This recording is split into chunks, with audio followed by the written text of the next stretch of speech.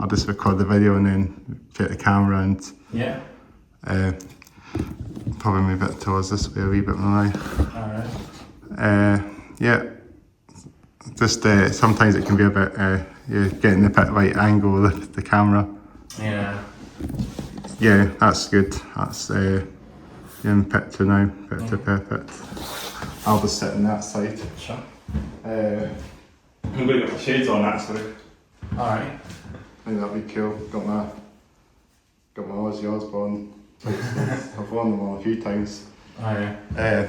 So we do some outtakes. Do you fancy any some outtakes or?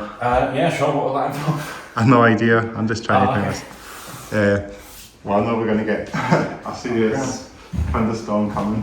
Oh really? That's going to be something. I did see, so like I got dressed today in the shorts without checking the weather, thinking it was warm yesterday, so it'll be warm today, and I should know because that logic has... Because it's been so warm, hasn't it? Yeah, that logic has failed me in the past. I should know better than to try and use it again. But yeah. It's one of those. It's one of those like days. It's gonna like be warm and then it's gonna start raining in the next hour and a half, and then it'll get sunny again, and the weather's unpredictable. Yeah. Yeah, that's it. There we go. I'm just going to sit and I don't even know why I'm still adjusting. This is what I do. My outtakes is like to adjust the camera a lot more than you set. That's everything set. So cameras are on, hats are off, hair's down, shades are on, shorts are on, jeans are on, DMs are on, dog tied in the house. Fantastic. This is what we do. And then David, what's it? Actually, I don't know how you say your surname actually. My surname's Winlo. It trips people up. David Winlo in the house. Yeah.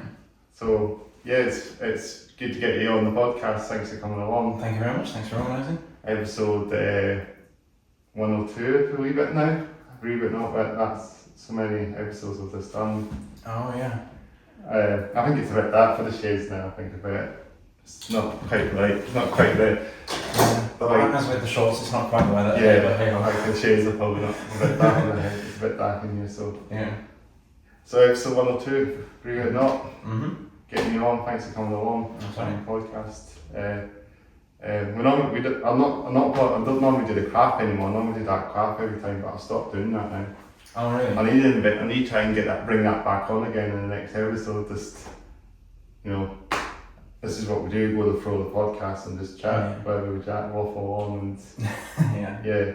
But believe it or not, you've got something at the end of this podcast again to show you. At the end of this podcast, we can show at the end a couple of spins or a couple of songs. Yeah, that'd be nice. Yeah, because you are an acoustic singer-songwriter, aren't you?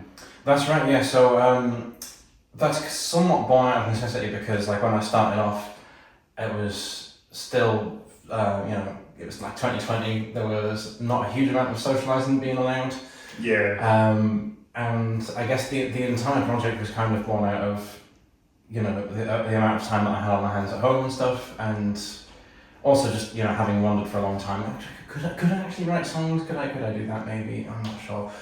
And I tried a few times when I was a teenager to write lyrics, and I'd had to write music before, like GCSE music and stuff. I'd never really liked any of what I produced doing any of that. But I think there was a podcast that I listened to called Start With This. That's not heard of that one yet. Which is basically it's to help people who are trying to create anything really, but mostly... We can name drop it in the episode. Yeah, sure. Are they a big podcast or...? They have sort of connections with slightly larger ones. I feel like I heard about it through the guy that does, I don't know if you listen to it, it's called Welcome to Night Vale. It's kind of like a horror fiction podcast. I don't know if I've heard of that one either. I think it's related to that somehow. I can't quite remember. It's been a while since I've listened to it, but basically the idea is that if you're trying to create something, they will give you sort of an idea. They will talk about how they, as creators, have created stuff in the past, and they'll give you an assignment at the end, which will be something quite random. Sometimes it will involve destroying the thing that you have created, just to make sure there's like no pressure or whatever. So I think I listened to that to sort of get a few ideas about like how I might you know, how I might start, how I might do some like exercises to get it going. And then yeah, like I said, I didn't have anybody at the time to make the music with, but I do play a few different instruments myself, so I just recorded at home. All the guitar and bass parts and stuff. I used the Garage Band drummer to get like drum parts and stuff. A lot of folk use that as well. It's quite a big program. It's very handy. Mac stuff and Apple stuff, like Matt's Garage Band. But yeah, so that was kind of how I got going, and then having done a couple of you know, like full band projects on my own. So you started a band. You've been in the bands before then. I've been in a few like music groups. Again, in school, I was in plenty of orchestras and stuff because my first instrument's the violin. Oh really? And I was in a couple of jazz bands during my school time as well. Doing occasionally drums and occasionally bass guitar. That's cool. Which was really fun, and but never really been in a band that makes the kind of music I listen to. Right. When I was young anyway, when I was a teenager. Not for lack of trying, but just I was in Yorkshire during that time, and I don't think there was a lot of people around there that listened to the same sort of music as me. At least not as religiously as would want to play it, you know. Right, because you're into metal as well. You're pretty much into metal as well. I am. I think slightly less so back then, but increasingly these days I just find any metal band I listen to and then like follow on social media or whatever, they tour and they have an awesome support act, or they give someone a shout out on social media or whatever, and I'm like, oh no, I've got to check them out as well. Well, it's good to follow some of these bands you've never heard of, obscure bands, absolutely stuff. Absolutely, yeah. No, that's how I got into Crypta. Actually, it was like I was starting to listen to. Give a wee shout to those guys as well. Oh yeah, absolutely. Yeah, no, they're fantastic. Death metal band from Brazil. Brazil. Yeah, really excellent stuff. They've got 2 full albums out and a couple of short bits as well. Don't think I managed to see them last time they came through, but you might want to turn it round. So you can.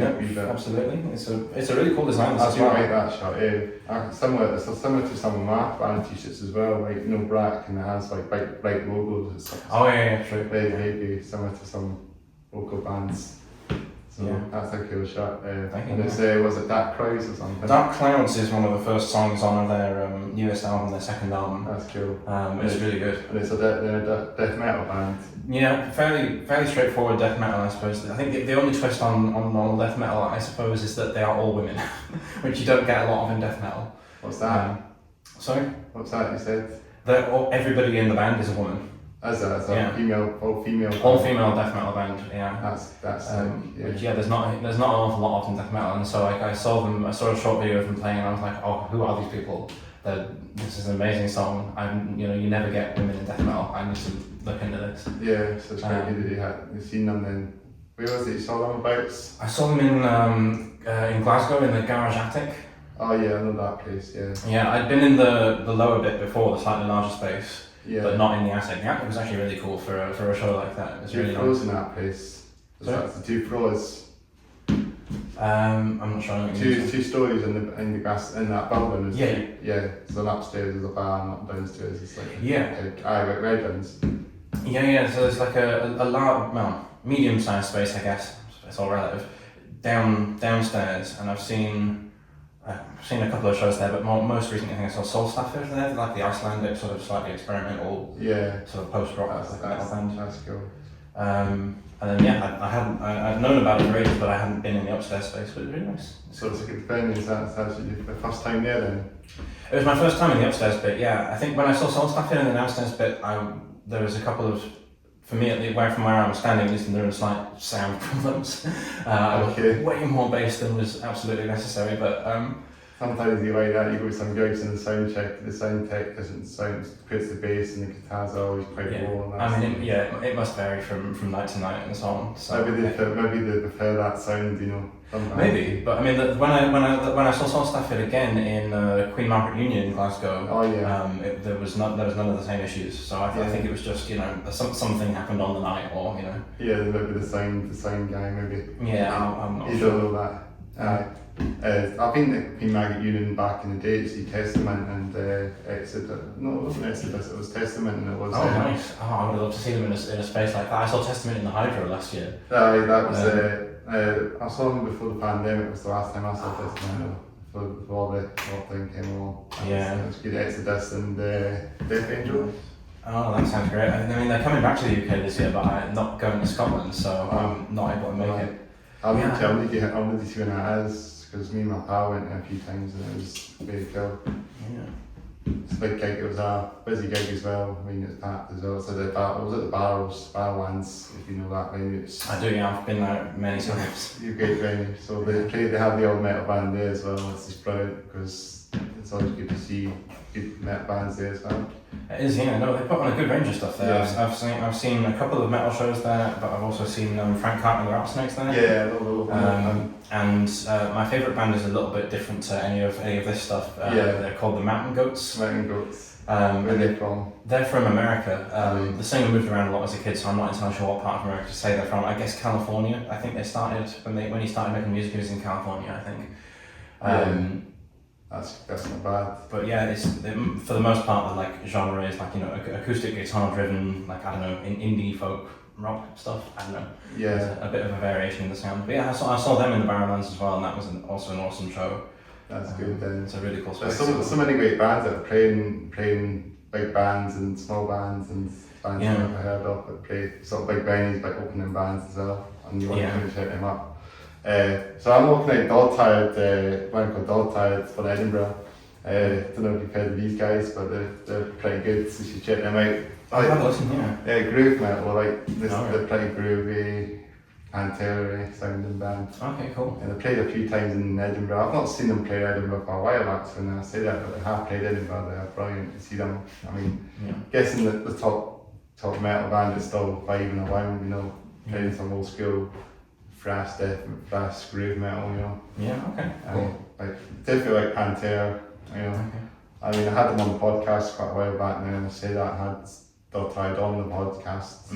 I know the guitarist from the band, Luke, he was a Dimebag, isn't he? It's almost like Dimebag. Oh, yeah. And I used to jam with him back in the day as well, my old band project. I never got off the line, just in the studio, you know, in the dungeons, as they say. Never physically got out there, gigs or that. So it was us and a drummer, myself, him, Luke, and then a drummer. So yeah, it was decent, but just fell apart as most bands would do. So obviously, I don't have any name for the band, so that's all I can just say is this and that. Just feel just under the dungeons, as they say. Obviously, that's it, and played some Metalcore covers. Oh, nice. And I think we had the original song recorded as well. And I think I've still got the demo on my computer actually. It's still there, so I have saved it, thankfully, because if I lose that, then that's it. That's going to be that's going to be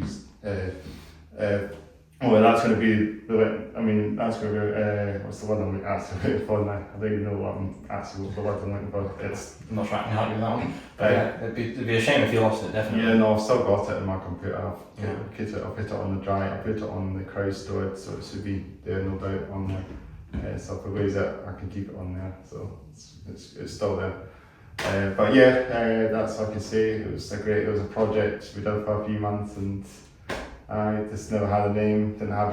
We didn't have any bells or whistles at the end of the day. We just played in the dungeons, as they say, and I practiced them probably for a few months, and then that was it. So that was just a few months, and that was it. Nice. So yeah, the Dog Tired. I can mention some other Edinburgh bands. I did message you about some bands the other night. Yeah. So you got bands like Hammer, you got Disposable. You've got Disposable. You've got Party Cannon as well. Brilliant. Party Death Band. Okay. You might have heard their name going around because the Toys R Us logo stands out. You've got bands like Vendor Thunder, Brain Bath. You've got. I mean, there's so many Glasgow bands that I can't even name all of them. Yeah. We like Atlas as well. Yeah. I saw actually there was a Glasgow. I don't know what we call them, I guess maybe technical death metal called Sacrificial Burial. I've heard of them, yeah. They supported Crypto when I saw them, they were really good. Yeah, that's good. Some great bands from there. I mean, Sacrificial Burial, I've heard of them going around as well. Yeah. This should be quite good. Are they Glasgow based as well, I think? I believe so, yeah. Yeah, I've seen the name of the band. Yeah, they're a bit sort of, I guess thematically they've got a bit of a Nile vibe going on. No, right. But I had a little listen to Nile recently, and I think I actually prefer Sacrificial Burial. So Do you actually prefer them? I think so. You don't like Nile are great as well. Oh yeah, no, they're not bad at all. But I'm just not sure it's my sort of thing yet. Anyway, sometimes I find if I like come back to a band that I didn't like after a little break, then I'm like, oh, now I get it. That's what's good death metal for you there. Yeah. But at the end of the day, it's good. It's good. There's a good amount of bands that are coming from Scotland in general, local bands, grassroots bands. It's good to know that they're vibing along and chilling out and all that. It was about getting out there, you know, that's one thing. So it'll be good if you can catch some of these bands live, because the majority of them do play Edinburgh and Glasgow, so it's normally the central belt a lot of these bands are from, but you do have bands from Aberdeen as well and Dundee. Yeah. I've actually seen a couple of bands from Dundee as well, like Catalysis, and they're brilliant as well. Alright, cool. So I'm just spitting some bands out if you want to check some of these Scottish bands out. Absolutely, no. And shout out to all the bands as well, because I mean it's brilliant to get so many bands on this podcast as well, you know. Yeah, for sure. Because all the bands I have had on been metal bands, but I have had some like indie bands and some singer-songwriters. Do you remember, you might have got in touch because I had a guy called Enzo Briggs on the podcast. Yeah, no, I know Ezra. I jammed with Ezra last night actually. Did you? Yeah. Really? Yeah. So was he talking about the podcast, I guess, you coming on? Yeah, no, I told him I was going on and he was like, oh, fantastic. Yeah, he was very happy I was coming. He was brilliant, and Enzo Briggs as well. I'll give a shout out to him because it was really good to get him on the pod as well, and it's good that the singer-songwriter thing should be a bit more exposed as well, because when I do, I'm trying to get more like, you know, sessions done on the podcast as well, like, you know, bring acoustic guitar and play music on this podcast. It's going to be, I think, a thing. If there's bands or singer-songwriters that want to do it, it's a good way to do it. Eh? Yeah, sure. It must be easier than for a metal band bringing along, you know, 2 bass drums and whatever else. I know, and it's a bit the logistics of that. It's a wee bit awkward to bring it in here as well if you got some maps. Absolutely, yeah. No. That's one of the advantages again for like just performing on my own so far, is that it's easier to practice because you can just do it at home. Yeah. And it's easier to gig because you can just take your guitar and then take it home again, and it's not you're not having to have all sorts of stuff about. You're not having to pay extra for logistics or for practice spaces and whatnot. It's definitely benefits. It's an easy thing to do if you're just a one-man band at the end of the day. Absolutely, just playing your guitar, and it's kind of like your sort of backpack at the end of the day. You just travel with it wherever you want. If you want bus or travel around the country, you can take it to Cornwall, you can take it up to John O'Groats, Land's End or John O'Groats. Yeah, I do need to try and get further afield with it actually, but yeah, it's a bit tricky. But I also still have a quote for a proper job as well that I need to be there for, you know, at certain times to go off and do other gigs elsewhere. But at some point I need to try and get further afield. I've done like open mics and stuff in Glasgow. I go to the King Tut's one on a semi-regular basis. Yeah. Which is really nice. I like it there a lot. King Tut's is great as well. Yeah, I think it's a good venue as well. Nice and sneezy. I think we've said that earlier. Nice and sneezy, we said earlier. There's a lot of venues in Glasgow, and you've got Ivy Blacks as well. So you know what more gigs in Glasgow, I think, than maybe Edinburgh. I do, yeah, because it seems that like unfortunately I still see mostly established bands, although you have given me a good reason, a good list to try and stop doing that. Come to Bannerman, come to Bannerman. Exactly. But yeah, most of the established bands that I go and see, come to not necessarily from Glasgow, but when they're coming through Scotland, they go to Glasgow and not Edinburgh usually. Yeah, I've noticed that.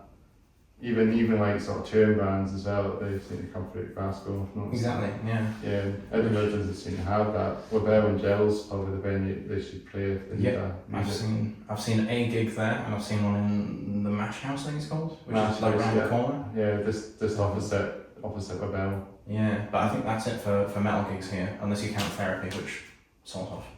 Well, Suffocation played at Webel and Gel last year. And Kroba as well, me and my bro went along there as well, me and my pal. My pal was studying at uni. Me and him went to a few gigs there as well. Nice. I think we saw Suffocation as well, and we saw Corona. Right. That's another one I haven't yet got on into, but might eventually. We'll see.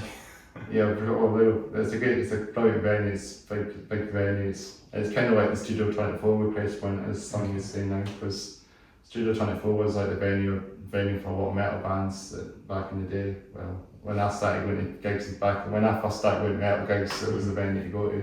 Nice. I think it's a bit far away, or it was a bit far away before they thingied it down. It was down at Colton Roads, which was down at kind of towards the. I'm trying to find what comes to mind, near the High Street or a mile. Oh yeah. Yeah, it's just up that way. It's just past. It's just opposite. It's next to Draper's Ladder actually. Yeah. Okay. It's on that sort of it's that road that cuts through between just the big before the big rocks before you go up to Draper's Ladder. It's that bit. Okay. Yeah, it was there, but then it's student accommodation now. So Yeah, no, I know what you mean. Yeah. they got rid of it. It's about 2017 it shut down. I think they got rid of it in 2021 or something Okay. and built the student accommodation. Yeah. So all I can see now, all I can just say it's just no one will know it exists now. Yeah. It just weighs burial to the student accommodation that's built on top of it. Oh, that's a shame. It's a real shame that they've just done that, but that's it. This noise complaint too, that's how they shut that. So Yeah, I suppose so. So never, it would have got more potential for more touring bands probably that place if it still stayed open. But things like that happen, it was a shit thing done, shutting that noise complaints. It's a real shame. But Rebel and Gel is also your next one up, I guess, for studio. Yeah, I'll have to see if I can go and see some local gigs there. That'd be nice. Even when the one gig that I did see there wasn't a local band either. So. Well, they got something called Festival happening next month, so that's going to be quite cool. Oh, nice. They've got some bands playing not big, what bands are playing? I can't remember what bands. It's like local bands, but they'll have 8 bands all day, I think. That's cool. Mid-August, so maybe that'll be quite good. I definitely sure saw Dogtide. Maybe it wasn't Dogtide. It was some big band I've seen. Should be good. I might get down to mid-August, 16th I think it is. So this is a Saturday. It'll be in the afternoon, and then it's like 8 bands that night. Oh, right, okay. I need to look into it a bit more actually now. I don't even know the bands that are playing, but there's definitely lots of Scottish bands, lots of local bands. So it's great for gigs. It's good for lots of good gigs with bands, local bands as well. Yes. Okay. But yeah, as I say, I think you played Reef Depot as well. Yes, so that was with my friend Volker, who she's just released an EP called Everything Worth Having, which is really good. All of the songs are excellent, and we played a little set including all 3 songs from the EP and a few others that she's written. That's cool, It was her, me, the drummer that played on the EP, Connor, and our friend Marsley on viola and backing vocals. That's really cool. And Ezra actually was there as well, Ezra as well. He played one of the support slots, and then at the end he joined us on stage in his capacity as a loop pedal. Really? So we had a song that we wanted to use a loop pedal on a ukulele for. But we were having some difficulty getting it to work properly and getting the timing right and everything. So between sets we just showed Ezra what the uke part was going to be. He learned it in 2 minutes, and then came on stage with us at the end of the show and played the uke part. That's cool. It was really nice. That's cool. Ends of Briggs on that, and you guys as well. It's just your sort of backing band that you worked in with Fruits, so is that Yeah, well, I should say as well, there was one other support act, which was Pixie Moonshine, who's another local musician. Did another excellent acoustic set of original songs, was absolutely fantastic. But the band there was just something that Volker put together specifically for the show. She'd met me once from jamming together once. Ezra introduced us actually. That's cool, yeah. And so asked me to play bass for the show. And then me, Connor and Marsley all came up with most of the parts I think we were playing. There were some that we could just take straight from the way that it had been played on the EP, if our instruments appeared on that song. Yeah. And then there were bits that we wrote ourselves for the show. Yeah. Which was really, and it was really fun preparing for it. It was a really, really nice night. It was a good sized audience, and really generous audience as well. That you could see them all just vibing the entire time. It was really, really nice. Because that's it. They moved the venue next door now. They don't have it in the upstairs bit in Reef Depot now. It used to be the upstairs bit when you go out. Oh really? I've not been there. Upstairs. There was an upstairs bit they used to do it, but then that was the thing. That was pretty tiny. So right. I think now they put it downstairs. They made it slightly bigger. But it's quite small, the room, isn't it? It's like 50 people, I think, capacity, maybe a bit more. It's fairly tight in there. It's fairly small, but it's still really nice. Similar size to this, I guess, in a way. Possibly, yeah, maybe a little bit bigger, I think. But But yeah, it's still a really nice space, and I don't know. There's something to be said, I think, for the small room sometimes. It's always good. It's like Bandsy Labyrinth as well as tiny as well. It's good to have that and having a mosh pit as well. Absolutely, yeah. It was really, really nice. We had some audience interaction on the night as well. What the last song that we did, where Ezra was doing the uke part, also had this like hummed melody in the chorus that we got the audience to just sing and keep singing while we sort of played the song out, which also worked really, really well. It was really nice. Yeah, that's good.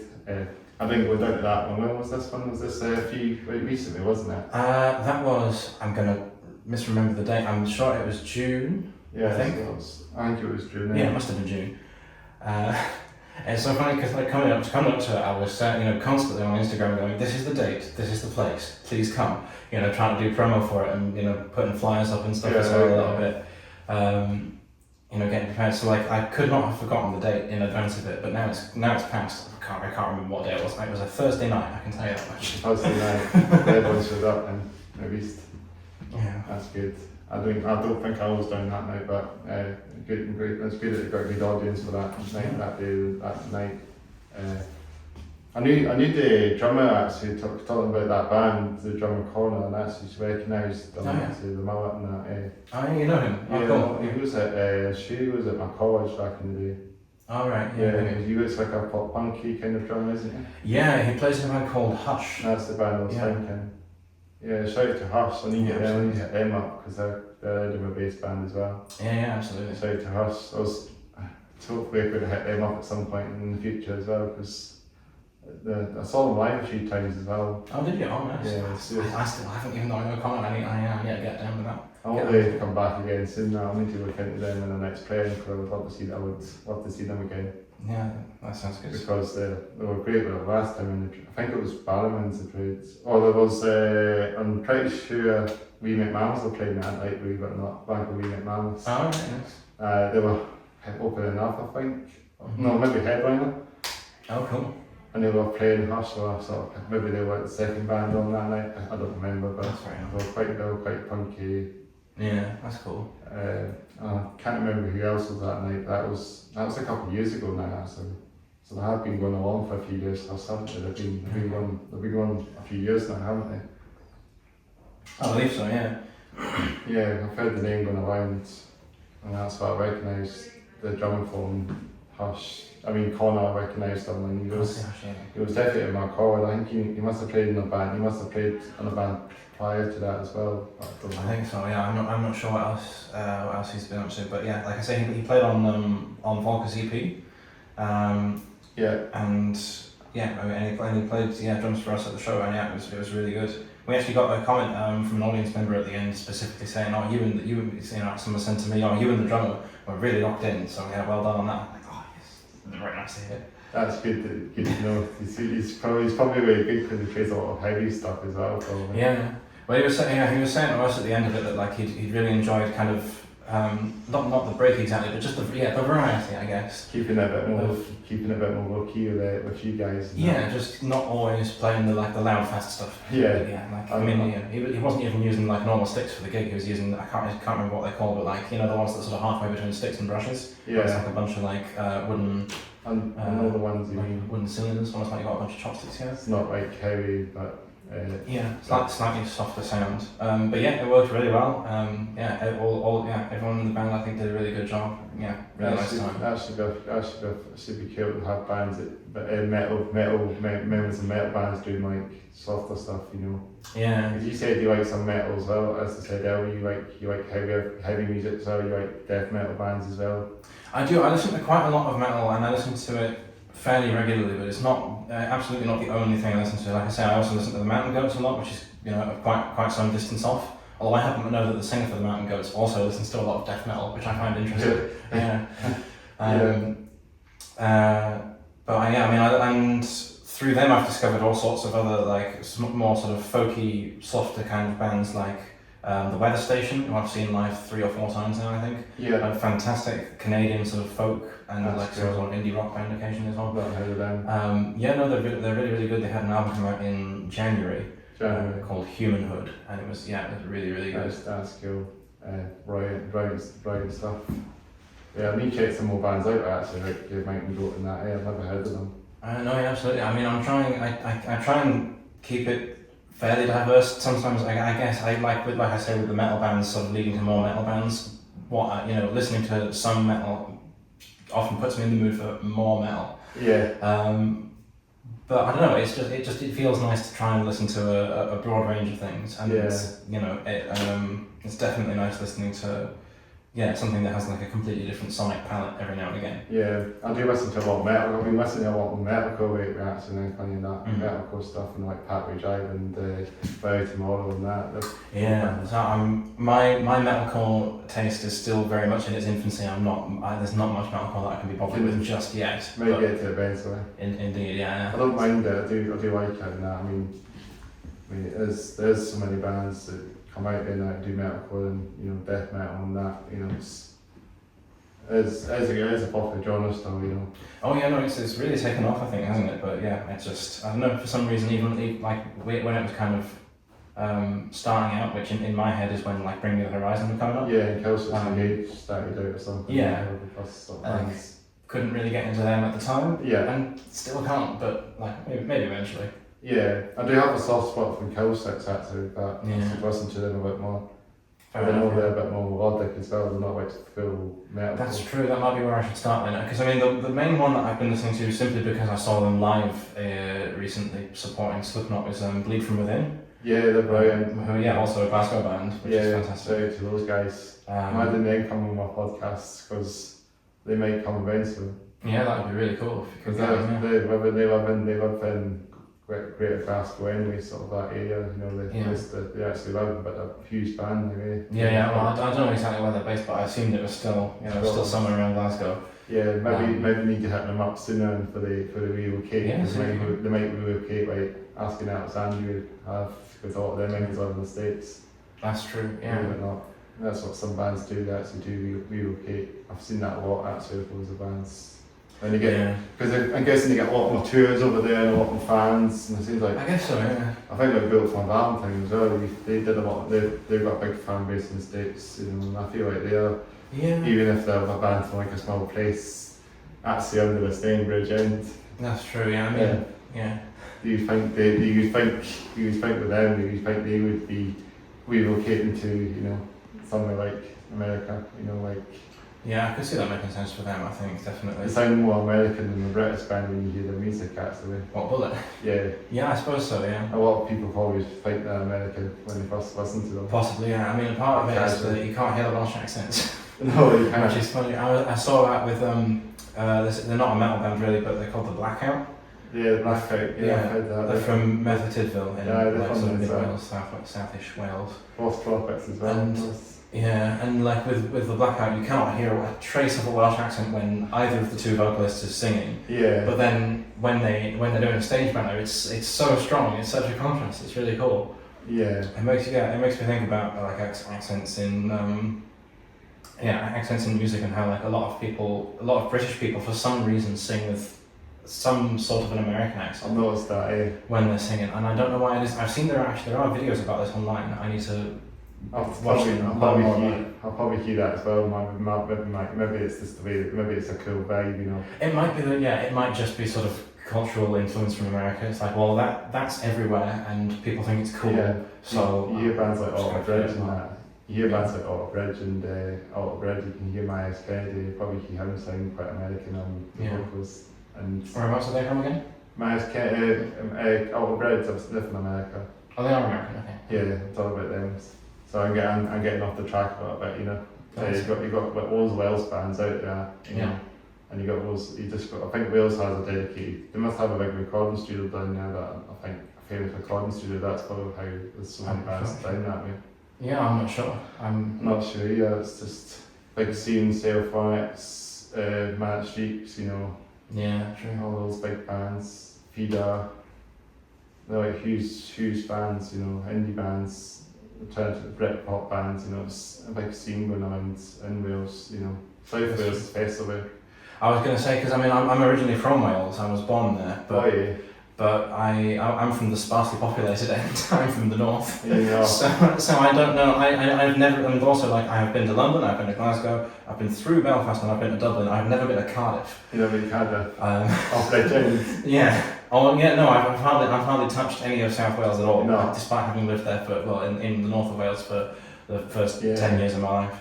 So yeah, no, I know nothing about I don't know about the studio. I'm assuming you're correct, but I can't say. I actually need to research that a bit more. I just think in my friend knows the studio in South Wales. It's quite well known for a lot of the recording, but I can't remember the name of it again. Yeah. That's the thing that gets to me. And then my cousins are actually from Wales. My cousins are actually living in South Wales, Medford Tidwell as well. So nice. another shout out, my cousins. I've not seen them in a hot minute since I last seen them. Yeah. They have visited Edinburgh occasionally, but not very often. Just only on holidays, I guess. So the holidays, just come and visit and chill out, catch up with them occasionally, but not very often these days. But yeah, it's good. It's bright scene in Wales. Wales is like a nice country to visit and see. It's gorgeous, yeah. Yeah, I like the amount of like small wherries they have around there, like small miniature wherries. They have a lot of trains. Right. Yeah. Brilliant there. I went in one day. I'm not Snowdonia one, but the other one, it's near Snowdonia. It's like a normal railway. I think it's Welsh Highway Railway or something, but it's a really cool. We went there one day, I think, on a trip. I think I know the one you mean. It's a long time since I've lived there, but I think I know the one you mean. I may even have been on it when I was a kid. I think it's a public railway as well. I think so. Yeah. If it's the one I'm thinking of, yeah. But it's just got smaller trains, you know. Yeah. It's good. It's good that they have. It's quite cool for the miniature railways as well. A lot of things in Wales there. Yeah, no, it's a really beautiful place, definitely.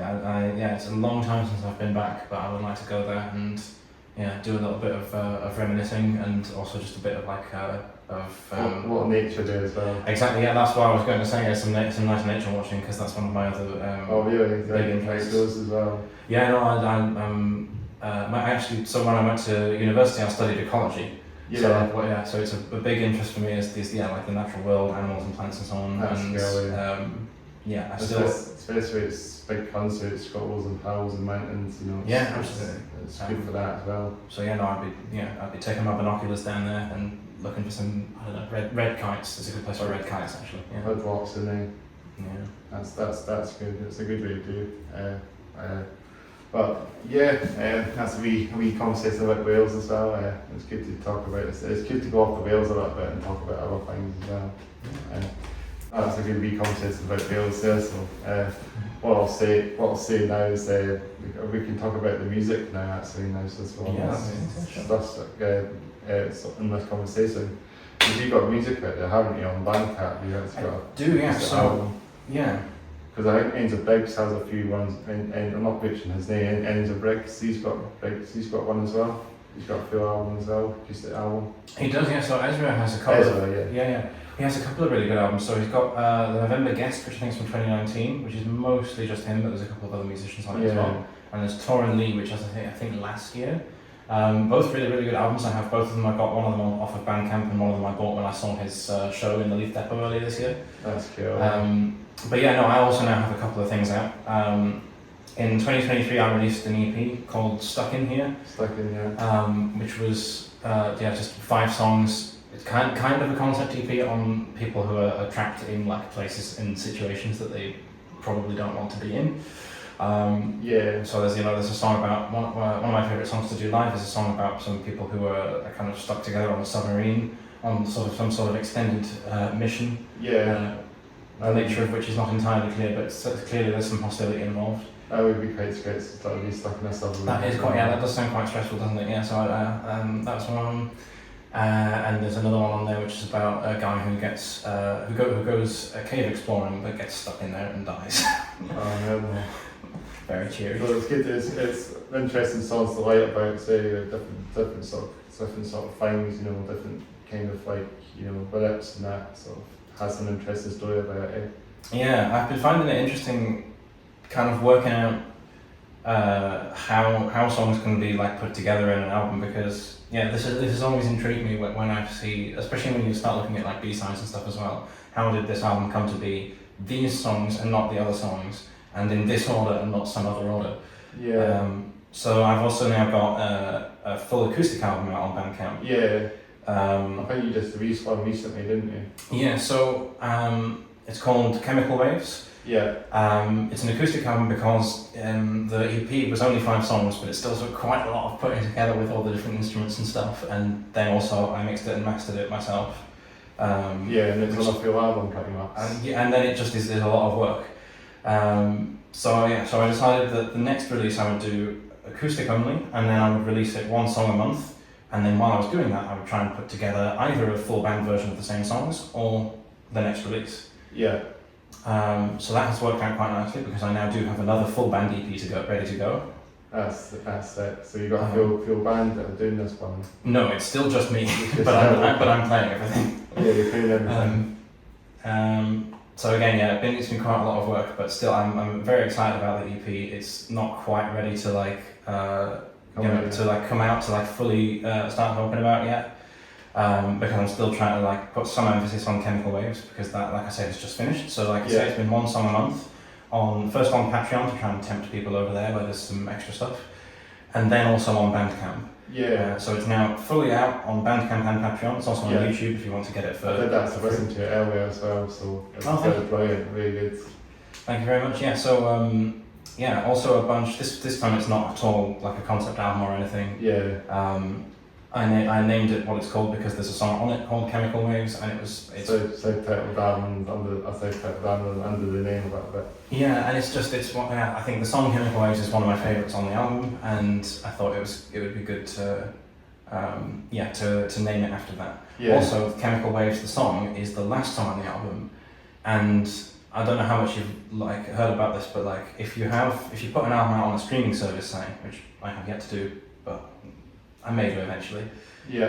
People will listen to mostly the first 3, maybe 5 songs. And that's why usually when you release a song as a single, it's one of those ones. It seems to be the last song that do well, because obviously if people want to listen to it, won't listen to the first song. They'll listen to the first song, or they'll start listening because they want to listen to the full album, but then something will happen and they'll stop listening, and they'll come back later and they'll just start from the top again.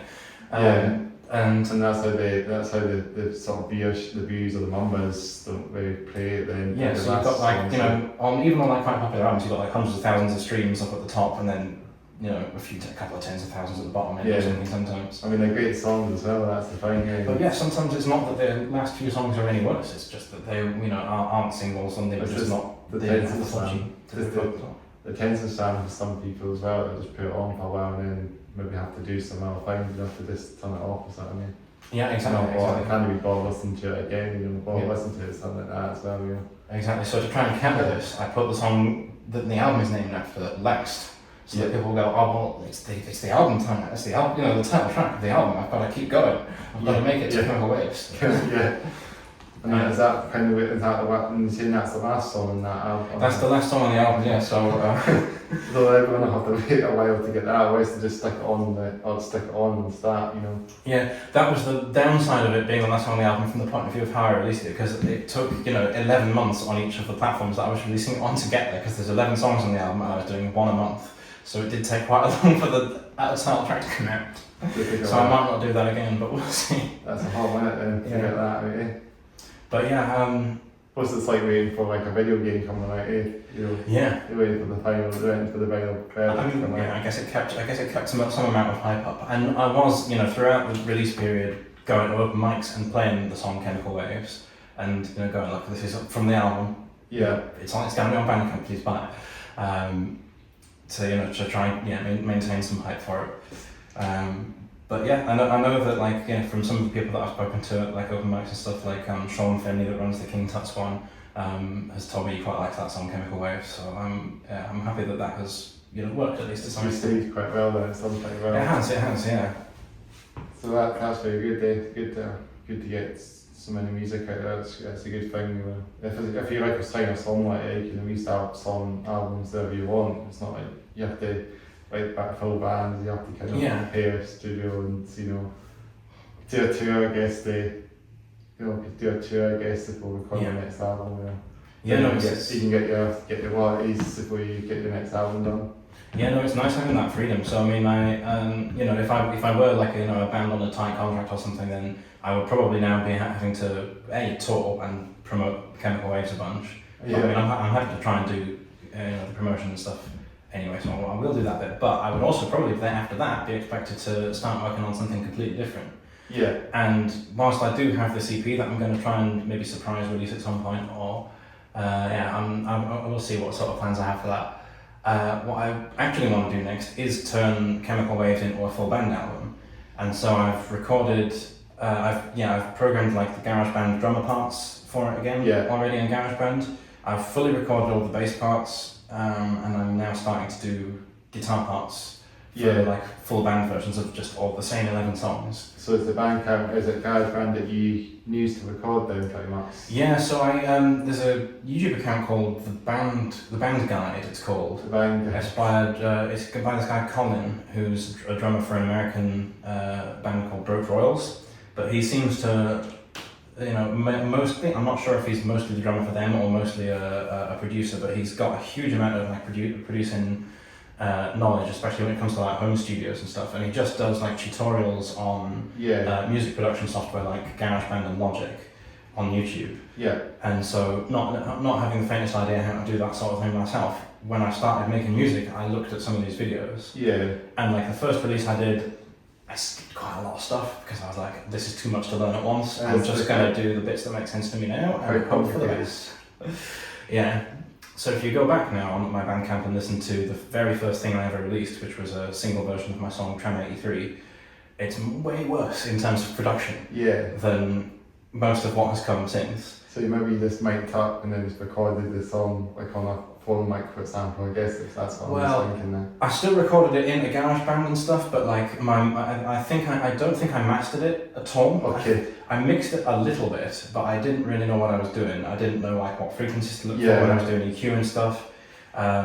So it's not particularly well produced, even if I like recorded it sort of okay.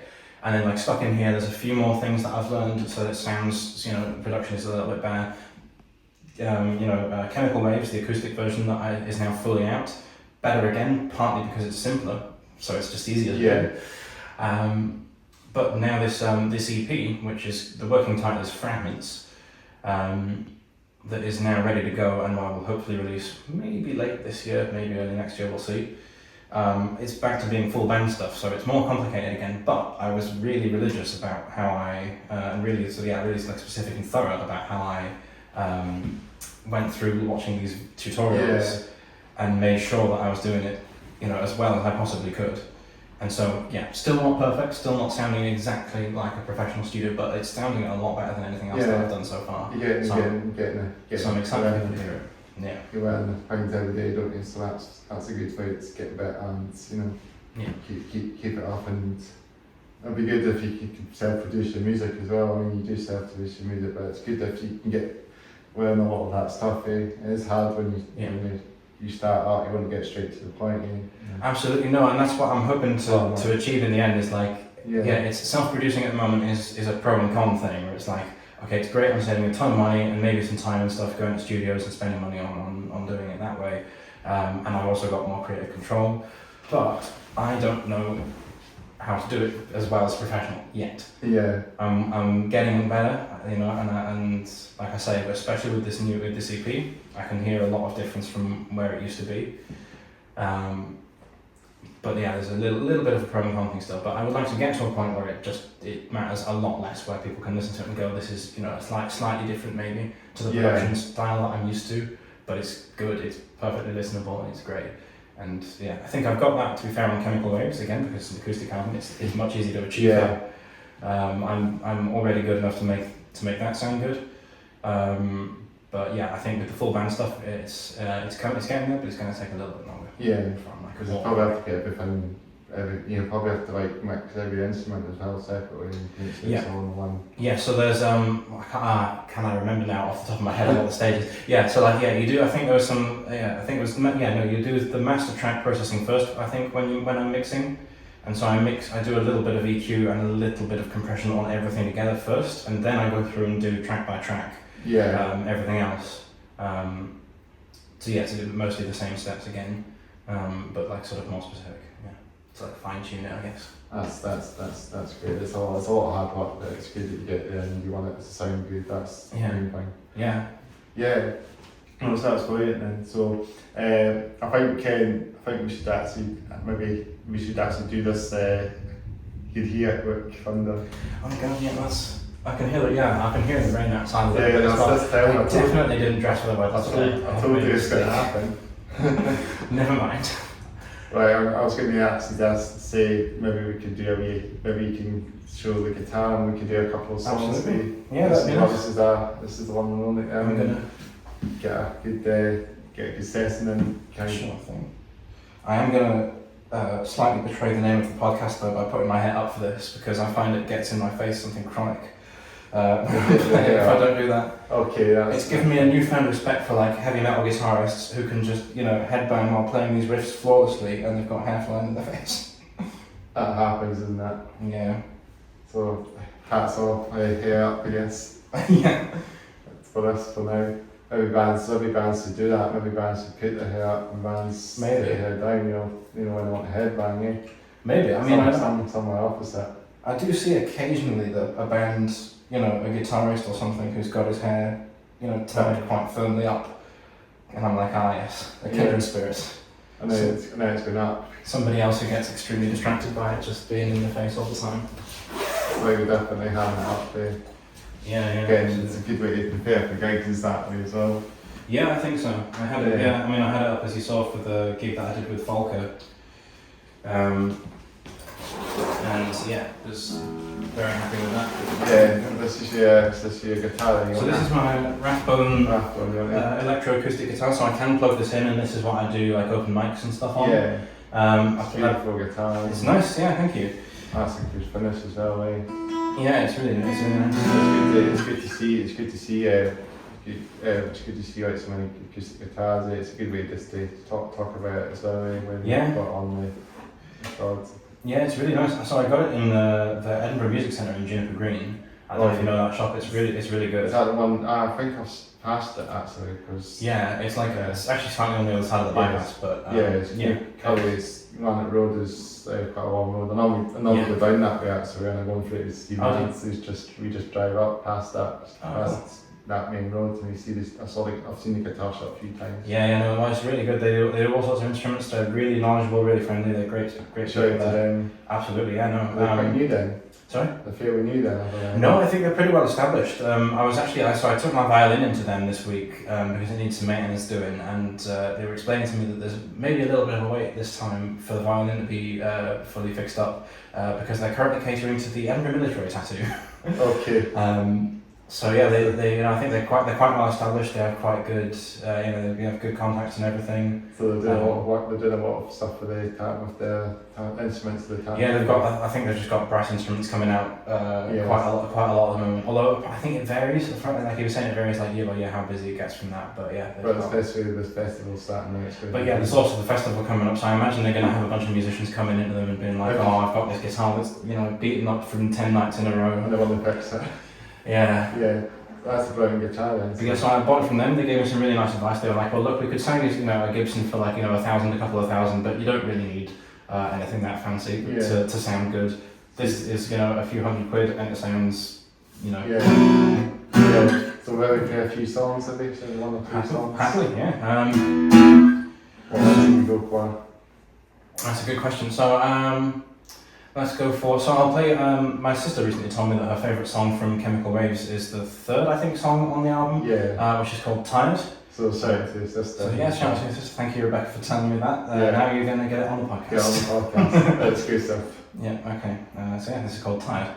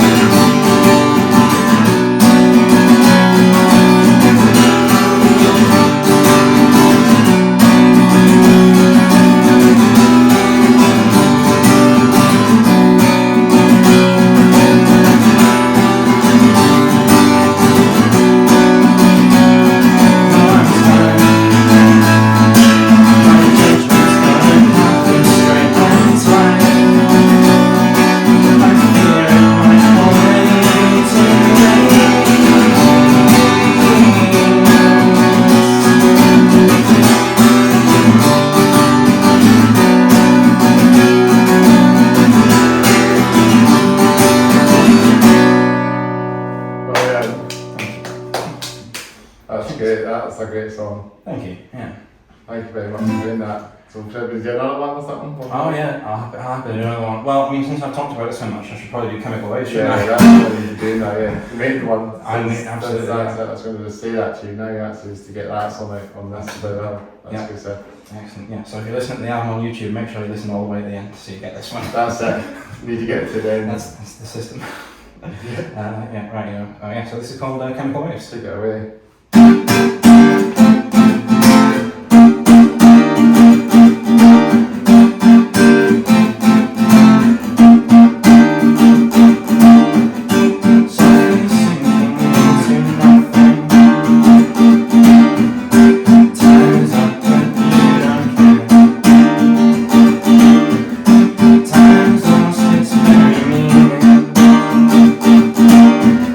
Times lost its very meaning.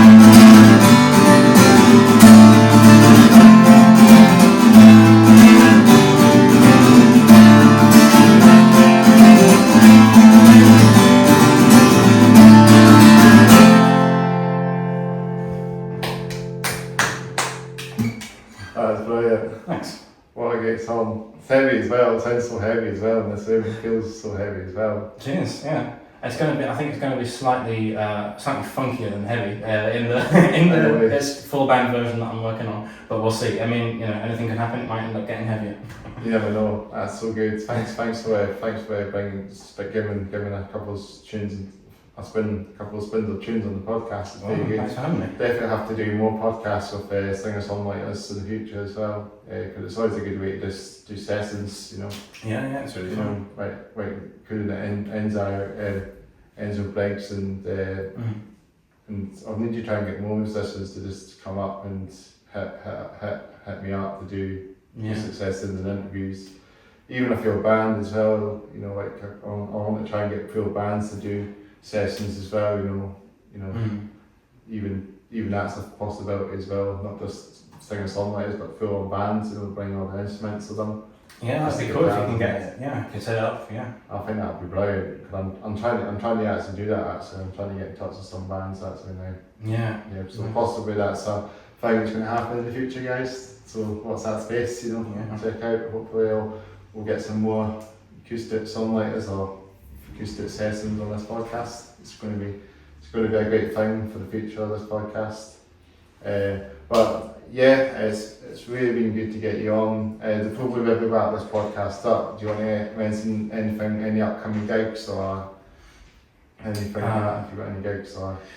So I don't have any gigs for my own music plan at the moment. I've been really busy with other things, unfortunately. But so as I mentioned, I was jamming with Ezra last night. Yeah. And the reason for that is he's going to be doing the Free Fringe. Is he going to go to Fringe then? Yeah, he's doing the Free Fringe. I'm going to let him down enormously now by not remembering where he's doing it. But he's doing it in the first week of August, like the 3rd to the 12th. All right. He's going to be doing nightly Free Fringe stuff. You'll be able to find the details on his Instagram. He's also going to be flyering about. So yeah, if you see Ezra Briggs flyers around Edinburgh, look for his Instagram as well. You can find him on there. He's doing a Free Fringe thing. It is going to be at least partly solo stuff, but as I say, I was jamming with him partly because there is a plan forming rapidly for me to join him for some of the nights, not all of them. Yeah. So you might be able to catch me there as well. That would be cool. Playing a bit of bass, maybe a little bit of something else. We'll see.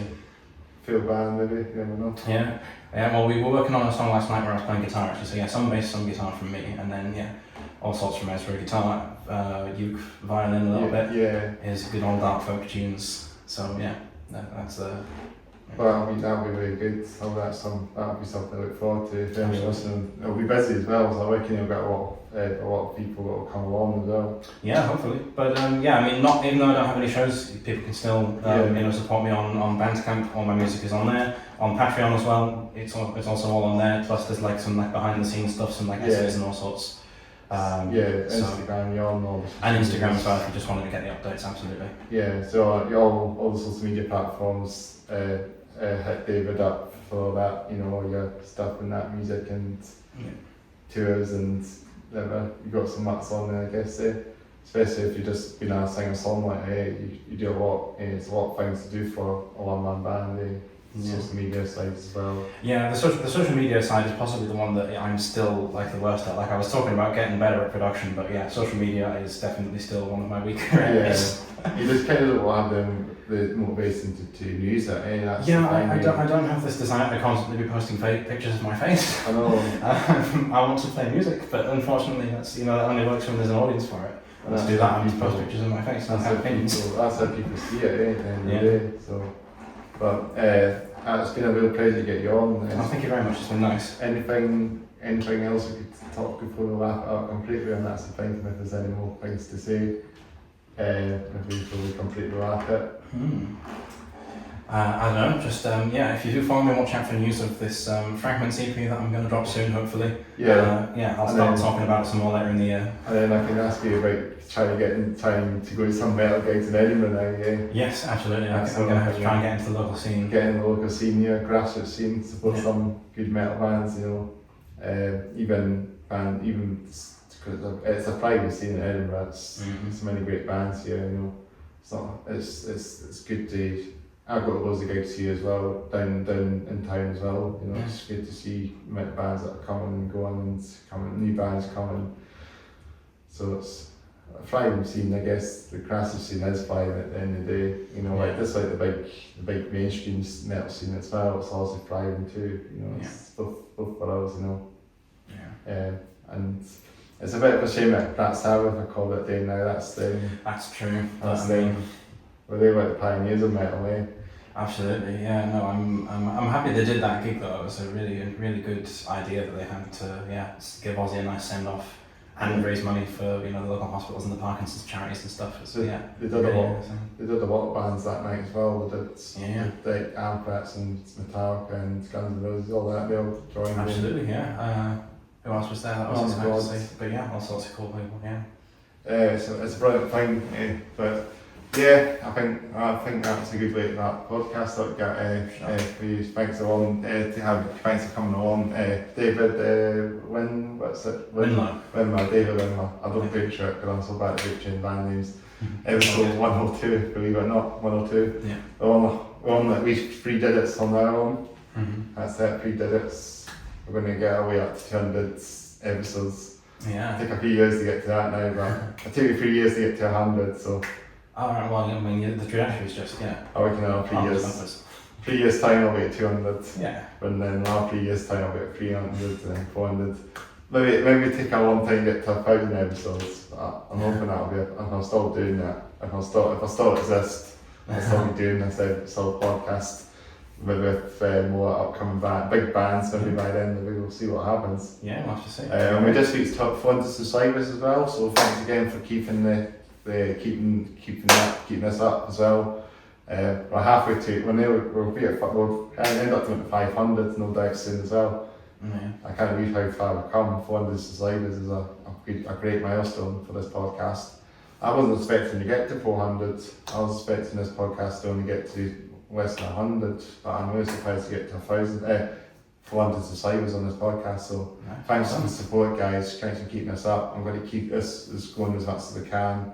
On our way, just keep the numbers going, keep the numbers up, keep the episode numbers going up, keep the subscriber numbers coming up. That's all that.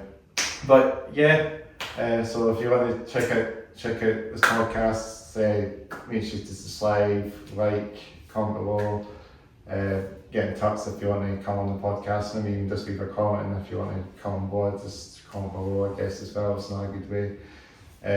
Just turn on the bell notifications as well if you want to stay up to date from each episode. And also, if you want to check out my channel with all the video games and my gig stuff, it's in the description box as well. I don't post much on that channel unfortunately at the moment, but I want to try and get back into doing stuff on that channel, but I just don't have any motivation on that one at the moment, so podcast is the way to go. So yeah, it's been really good to get you on, and we'll do everything fist bump for you. Thanks for spinning up some tunes as well. That's all right, thank you for having me. Really good. So what I'll do is I'll just slowly walk off the camera. Alright. Maybe you can slowly walk off the camera with the guitar and put it in as well. And it's like, feel like that is a good way to do it. Yeah. And then peace out, signing off now.